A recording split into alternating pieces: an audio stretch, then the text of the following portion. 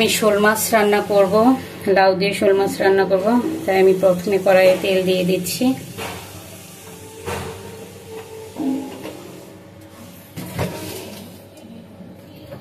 এখন আমি দিয়ে দিচ্ছি সমস্ত মশলা নিয়ে নিয়েছি আমি। এখানে পেঁয়াজ বাটা, রসুন বাটা, জিরা গুঁড়া, হলুদ গুঁড়া আর লবণ।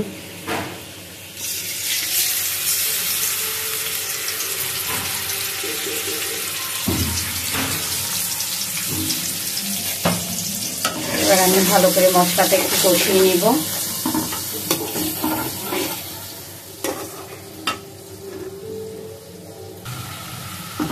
মশলাটা আমার কষানো হয়ে গিয়েছে।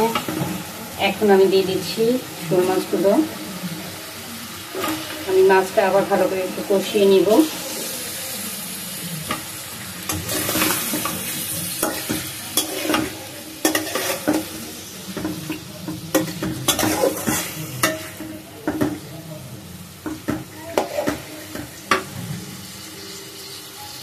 দিয়ে দিচ্ছি পানি। এবার আমি মাছটা ভালো করে কষিয়ে নিব।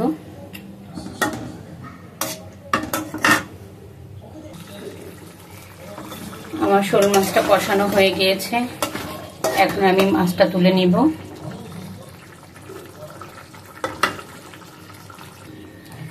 আমি এবার লাউটা কষিয়ে নিব।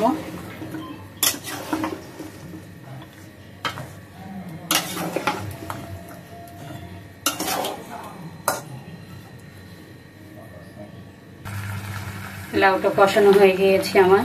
আমি দিয়ে দিয়েছি ঝোলের পানি।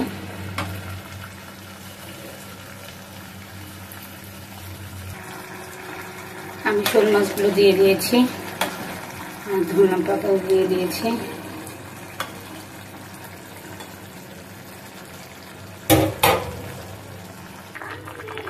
আমার লাউ দিয়ে শোল মাছ রান্না করাটা শেষ হয়ে গিয়েছে রান্নাটা।